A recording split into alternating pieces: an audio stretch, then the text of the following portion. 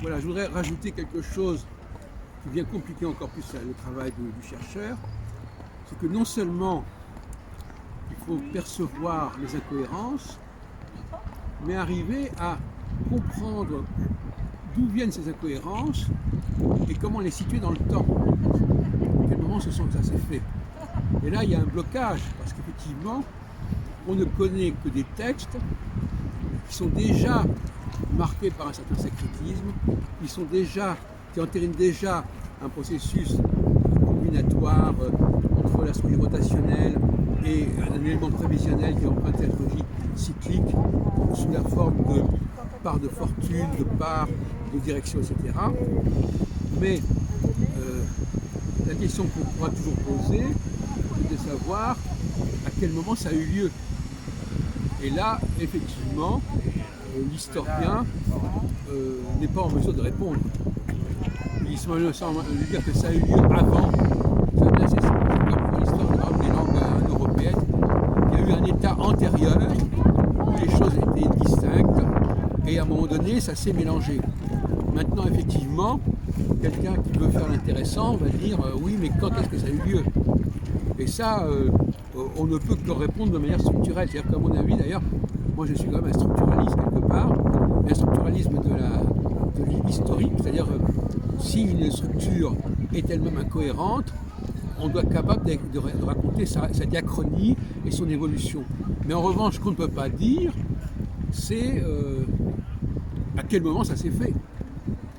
Et à ce moment-là, les gens qui sont bloqués au niveau des textes vont dire ah oui, mais on ne sait pas, on ne sait pas quand est-ce que ça a eu lieu. Donc moi, je préfère rester avec des textes qui sont attestés à telle époque. Et en même temps, c'est pas satisfaisant.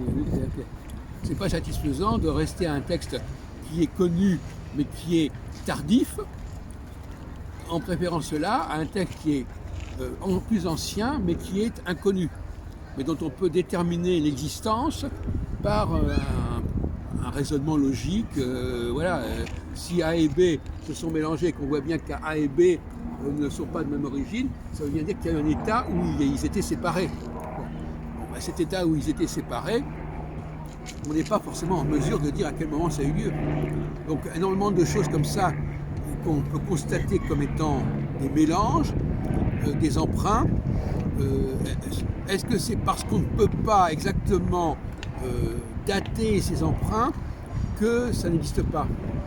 De la même façon, vous savez, par exemple, avec Patrice Guinard, justement, vous savez, qui a travaillé beaucoup sur Nostradamus, Patrice Guinard.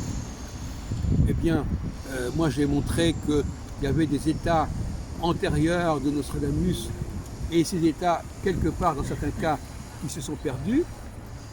Et et lui, il dit, il y a des gens qui bloquent à ce sujet. Et même dans mon jury de thèse, il y avait un blocage par rapport à mon post-doctorat.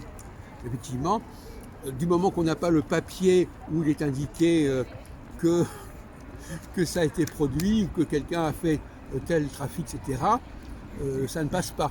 Donc finalement, on arrive à des comptes. L'histoire est une discipline qui exige énormément de logique et énormément d'hypothèses, en fait. Celui qui ne veut faire de l'histoire qu'à partir des documents attestés matériellement, etc., à mon avis, il fait un véritable roman. Il va travailler sur des choses qui sont là, mais il va élaborer une théorie de l'histoire et de l'évolution qui ne tient pas debout.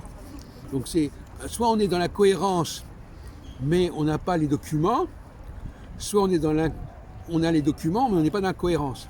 C'est un peu ça le dilemme qui se produit, voyez-vous, c'est assez terrible, mais ça me paraissait important de le préciser.